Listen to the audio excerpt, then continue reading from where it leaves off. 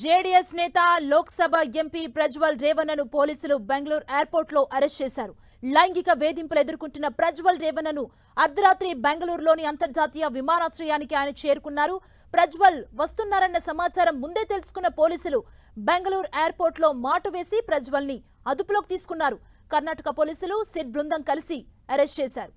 Prajwal Revana India వస్తున్నట్లు interpole అధికారుల నుంచి బెంగళూరు పోలీసులకు సమాచారం అందింది. వెంటనే అప్రమత్తమైన ప్రత్యేక దర్యాప్తు బృందం బెంగళూరు పోలీసులు, ఇమిగ్రేషన్ అధికారులు బెంగళూరు విమానాశ్రయం దగ్గర మోహరించారు.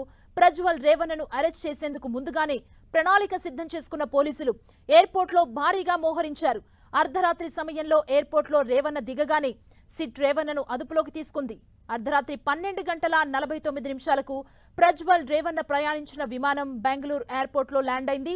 జర్మనీలోని మ్యూనిచ్ నుంచి వచ్చిన విమానంలో ప్రజ్వల్ రేవణ దిగారు. వెంటనే రంగంలోకి దిగిన సిట్ అధికారులు రేవణను అదుపులోకి తీసుకున్నారు.